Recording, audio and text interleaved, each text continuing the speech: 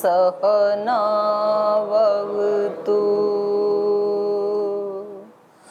सहनौ भुनक्तु सह वीर्यं करवावहै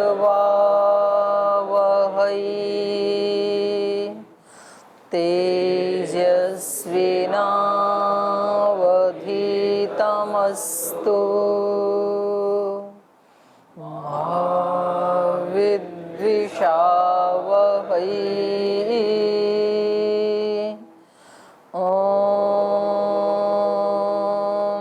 व्रतानां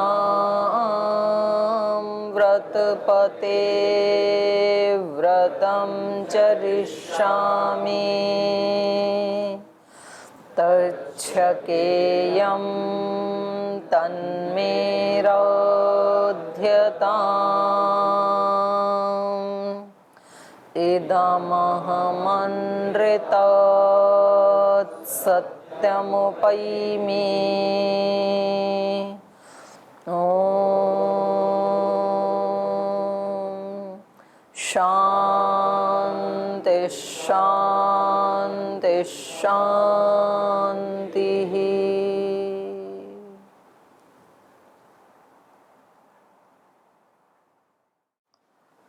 वाल्मीकि रामायण का अयोध्या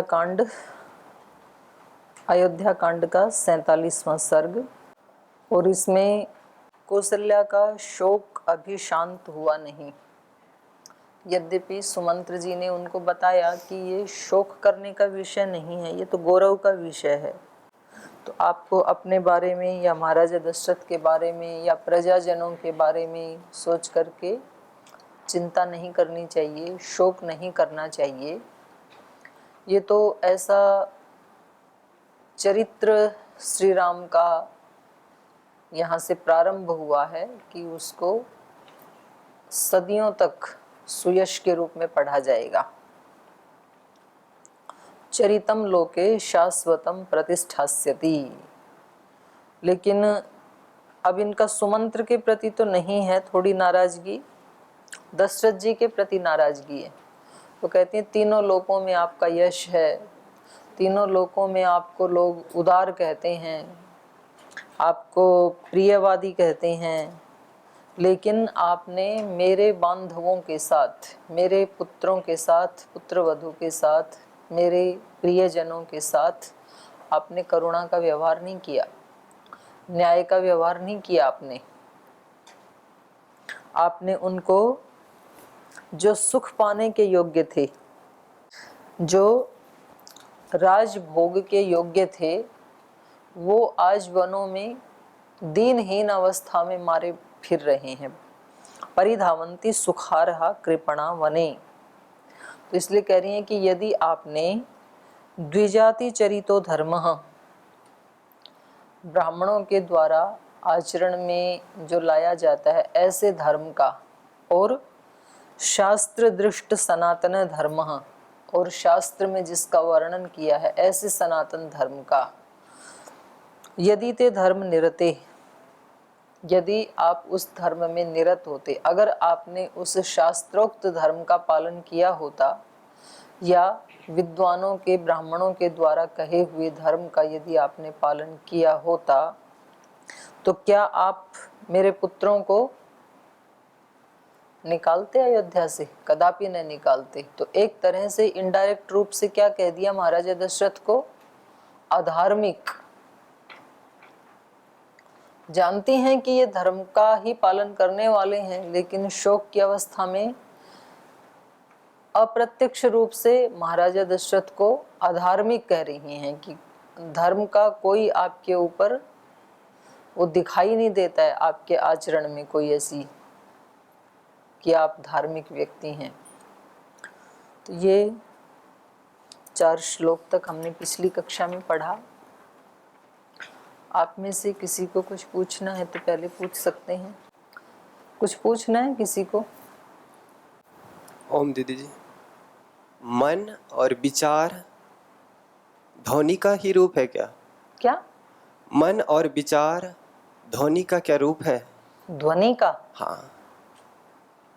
मन तो अहंकार से बना है शास्त्रों में तो। मैंने अनुभव किया हो, है ना, जब शांत रहता हूँ तो विचार गिर जाता है, जब बोलने लगता हूँ तो विचार उत्पन्न होता है।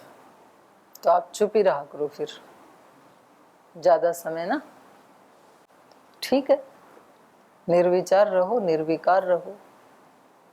तो इससे ध्वनि का कुछ ना ध्वनि का कोई संबंध नहीं है इससे। और कोई प्रश्न? ओ माता जी, मेरा प्रश्न, मनुष्य सत्य को छोड़कर असत्य की ओर क्यों झुक जाता है? क्योंकि उसको असत्य ही अच्छा लगता है, सत्य क्यों नहीं? उसमें उसको कठिनाई मालूम पड़ती है। क्यों कठिनाई मालूम पड़ती है? स्वभाव से ही व्यक्ति सुख चाहता है। तो कोई उदाहरण दो, जो व्यक्ति सत्य को छोड़ के असत्य की तरफ गया तो उससे पूछें कि भाई आप क्यों गए, सत्य में क्यों नहीं चले, या आप गए तो आप बता दो। नहीं, मैं तो गया नहीं था। अच्छा, आप नहीं गए, तो आपको कैसे पता लगा कि दूसरे चले गए? मैं देखा था कहीं, मतलब नहीं देखा। अच्छा, इसलिए तो मैं पूछ रहा इतने हूँ। ज्यादा दूसरों के निर्णायक मत बनो, क्योंकि हम तो अपने बारे में भी नहीं जानते पूरा, तो दूसरे के बारे में कि ये सत्य की तरफ जा रहा है कि असत्य की तरफ जा रहा है, ये अपना काम नहीं है। ये उसी व्यक्ति को ही देखने दो वो किधर जा रहा है। अपने को अपनी वाली डायरेक्शन जरूर देखनी है कि, क्योंकि जब हम किसी गलत व्यक्ति को गलत काम करते हुए देख रहे हैं तो हमारी डायरेक्शन तो गलत हो ही गई। तो अपने को बचा के रखना है पहले। आप उसमें यात्रा करते हैं ना जहाज में, तो वो एयर होस्टेस जब निर्देश देती हैं, बोली कोई आपत्ति आई तो वो नीचे आ जाएगा मास्क, तो पहले अपने नाक पे लगाना है, बाद में आपके संबंधी हैं, बच्चे हैं, परिवार वाले हैं, उनकी सहायता बाद में करनी है। तो पहले अपने डायरेक्शन को ठीक रखना है और फिर दूसरे व्यक्ति की हेल्प करनी है। तो अपने को इस काम में नहीं लगना है कि कौन किधर जा रहा है, और अपने को ज़्यादा पता भी नहीं लगता है। तो मैं किसी संत के वाक्य कई बार बोलती हूँ ना आपको, पूज्य स्वामी निर्मलानंद जी महाराज जी के, no judgement, no complaint, no demand. उनके 12 साल के मौन का, साधना का निचोड़ है ये, सारांश। उनसे गुरुजी ने पूछा था जाके कि आप 12 साल तक मौन रहे, एक बहुत ऊंचा पर्वत है कर्नाटक में, BR हिल्स, वहाँ अपना भी छोटा सा आश्रम है।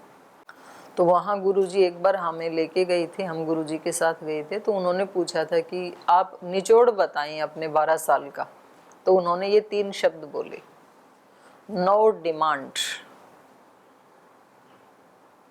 90% दुख खत्म, नो डिमांड जीवन में लाते ही। क्योंकि हमारी बहुत डिमांड होती हैं, ये भी ठीक हो, ये भी ठीक हो, ये भी ठीक हो, ये हमारी डिमांड है।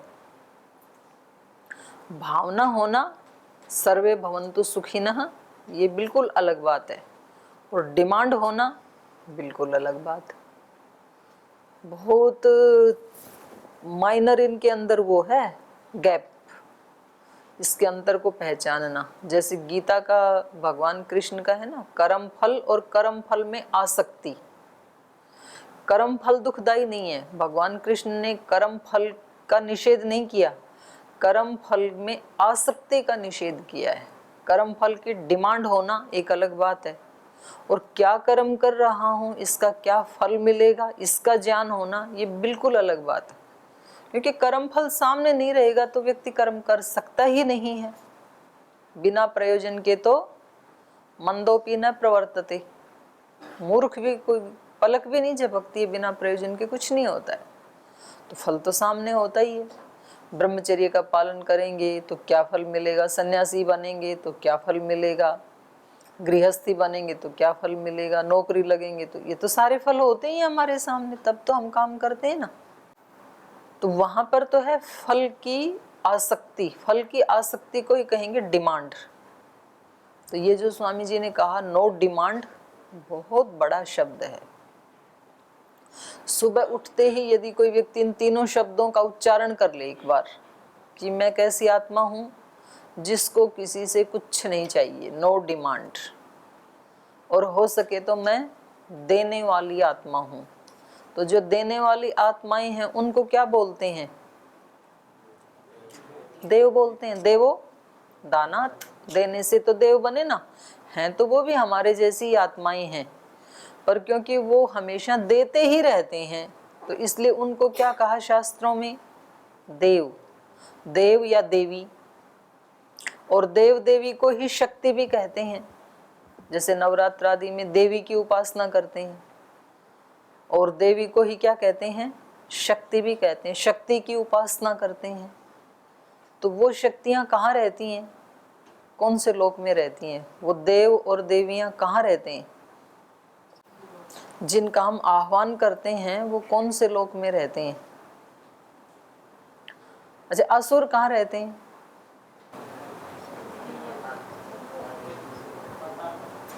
पाताल में। अच्छा, और देव कहाँ रहते हैं? हैं? स्वर्ग में। बिल्कुल ठीक बात है। ये कहाँ है? पाताल कहाँ है और स्वर्ग कहाँ है? यहीं पे है। कहाँ? पाताल कहाँ है और स्वर्ग कहाँ है? ये अपने शरीर में ही है, अपने अस्तित्व में ही है। अच्छा, मैं आपसे पूछूं, आपके अंदर, आप में से निस्वार्थ प्रेम करने की शक्ति किस किस के अंदर है? किस किस के पास है? निस्वार्थ प्रेम करने की शक्ति किस किस के पास? हाँ, उनको क्या देख रहे हो आप? अपने वाला देखो ना। बहुत अच्छी बात है। अच्छा, बाकी बिना ही उसके हैं क्या? बिना ही शक्ति के बैठो, नीचे करो। क्षमा करने की शक्ति किस किस के पास है, जो किसी को क्षमा कर सकें? इसमें और ज्यादा हाथ उठे हैं, नीचे कर लीजिए। और जो कुछ हुआ उसको भूल जाने की शक्ति किस किस के पास है? जो हुआ सो हुआ, ये शक्ति आपके पास है। दूसरों की सेवा करने की शक्ति किस किस के पास है? हम किसी की सेवा कर सकते हैं। इसमें और ज्यादा हाथ उठे हैं, नीचे कर लीजिए। और ज्ञान को प्राप्त करने की शक्ति किस किस के पास है?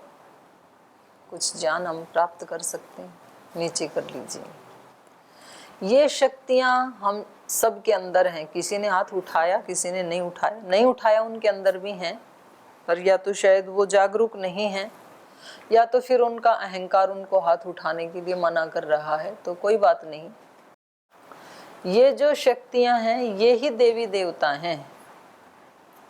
वो देवी देवता जिनको हम 4-5 नाम लेकर के देवी या देवता कहते हैं, तो उनके अंदर भी तो यही शक्तियां हैं ना। हम कोई भी अपराध करें और फिर मंदिर में जाके उनके सामने हाथ जोड़ें कि हमारे को क्षमा करो। आज भी महाराज जी प्रार्थना गा रहे थे ना सुबह, क्षमा करो हे मेरे प्रभु जी अब तक के सारे अपराध।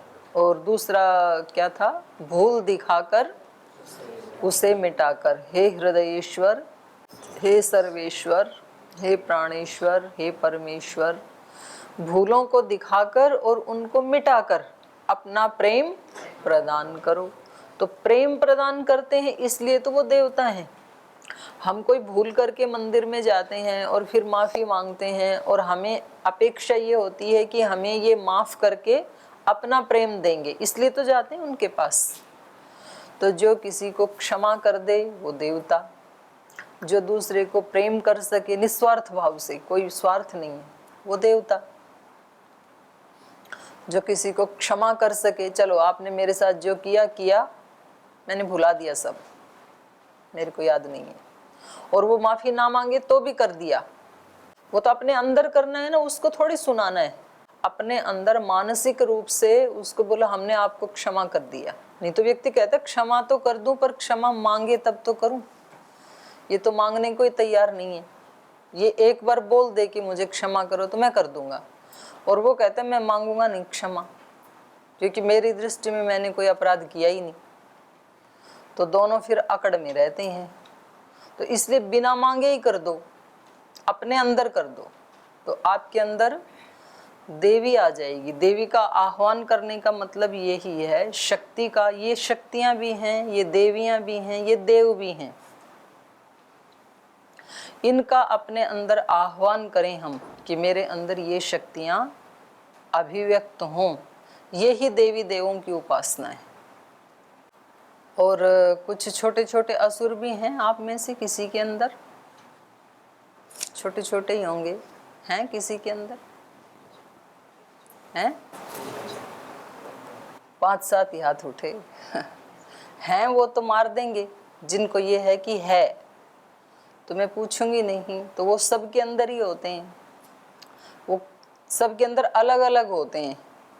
किसी के अंदर कामनाएं हैं, किसी के अंदर क्रोध है, किसी के अंदर लोभ है, मोह है, घृणा है, द्वेष है, यही असुर हैं।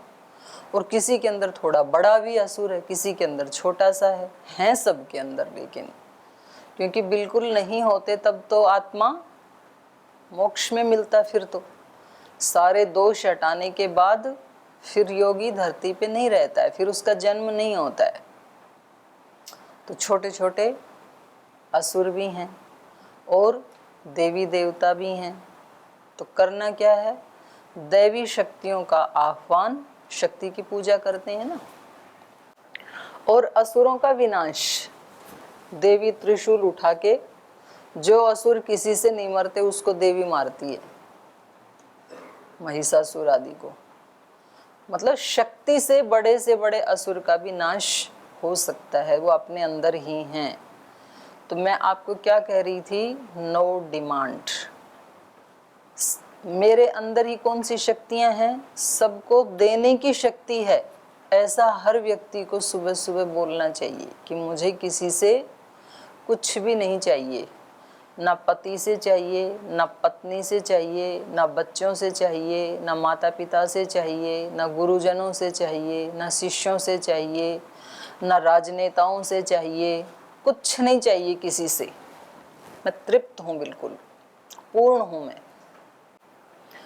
मैं कुछ देने के लिए आया हूँ, ऐसा यदि व्यक्ति सोच ले, नो डिमांड, किसी से कोई डिमांड नहीं है, तो फिर व्यक्ति के 90% दुख दूर हो सकते हैं। तो देखो स्वामी जी ने कितनी बड़ी खोज की 12 साल में। उन्होंने कहा नो डिमांड, किसी से मत मांगो। डिमांड में ही दुख है।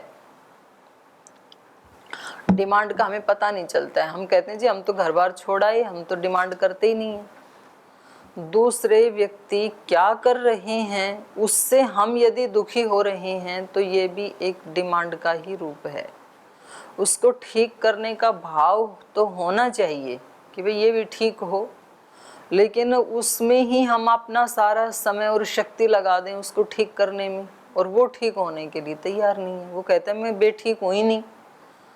आप मेरे को बेठीक देख रहे हो तो आप ही बेठीक हो, आपकी दृष्टि ही गलत है, मैं गलत नहीं हूँ। तो दोनों का भी लाभ नहीं हुआ ना फिर। और अगला उन्होंने कहा नो कंप्लेंट, कोई शिकायत नहीं। जहाँ ले चलोगे भगवान वहीं मैं चलूँगा, जहाँ नाथ रख लोगे वहीं मैं रहूँगा। नो कंप्लेंट, मेरे सुख दुख का कारण मैं स्वयं हूँ। छोटी सी बात है लेकिन जीवन की दिशा मोड़ देने वाली बात है।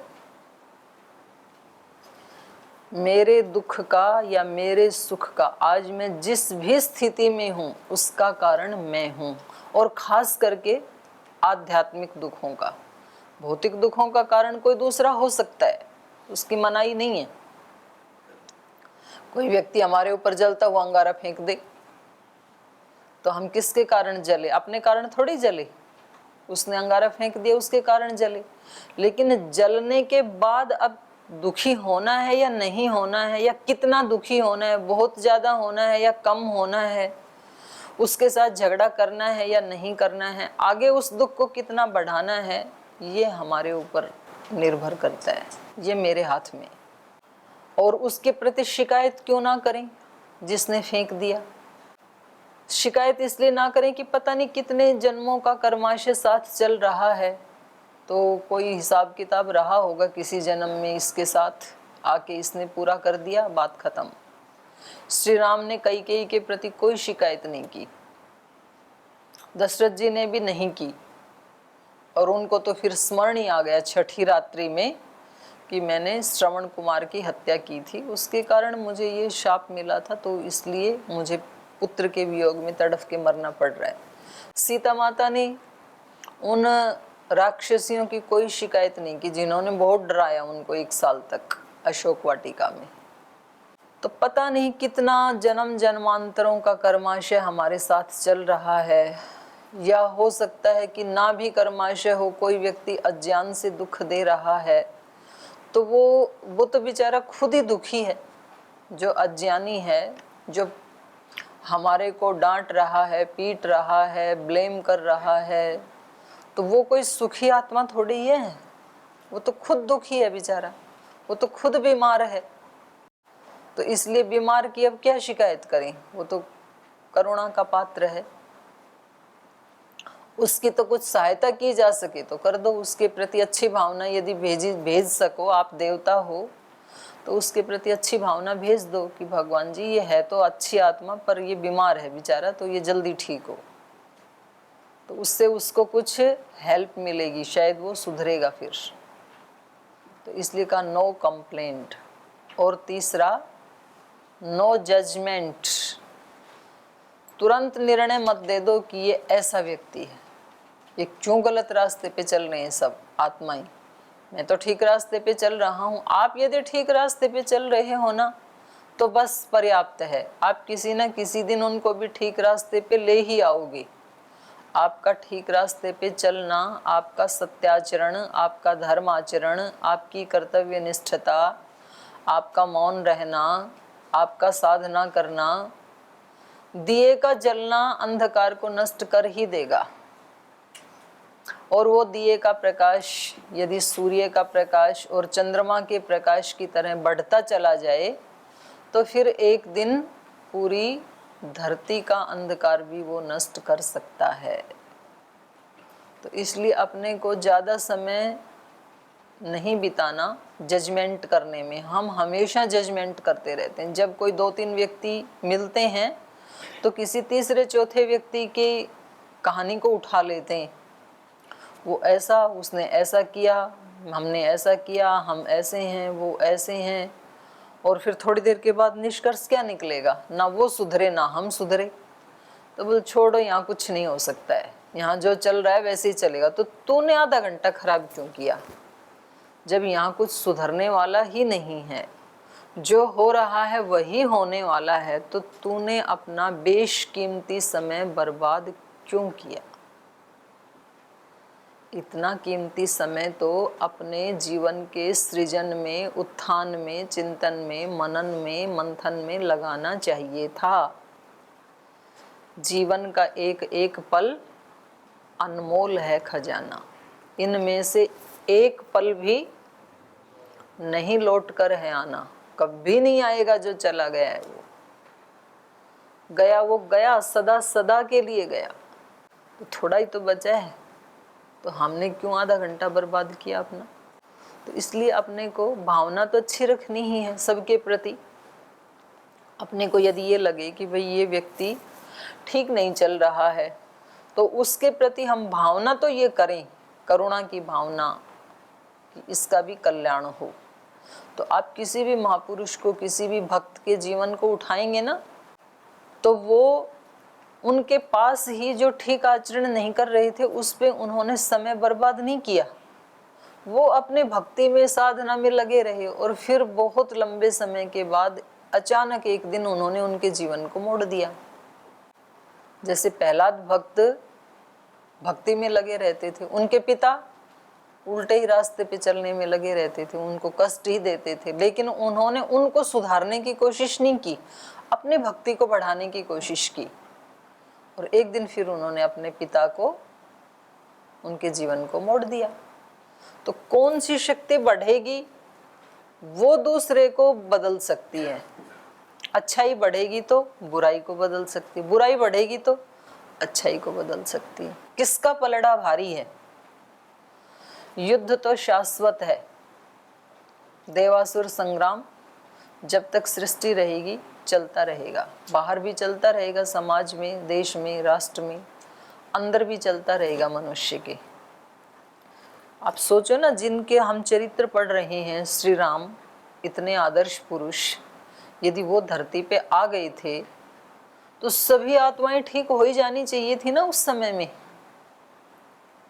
लेकिन हो जाती तो उसी समय में मंथरा कहाँ से मिल गई और माता कैकेयी का अज्ञान कहाँ से रह गया? तो अपने घर में भी नहीं मिटा ना सबका अज्ञान, तो बाहर की तो बात ही छोड़ दो। योगेश्वर कृष्ण आ गए थे तो सारा अज्ञान मिट ही जाना चाहिए था, मिटा तो नहीं ना। श्रद्धेय स्वामी जी महाराज इस समय धरती पे हैं तो रोग कोई नहीं रहना चाहिए ना।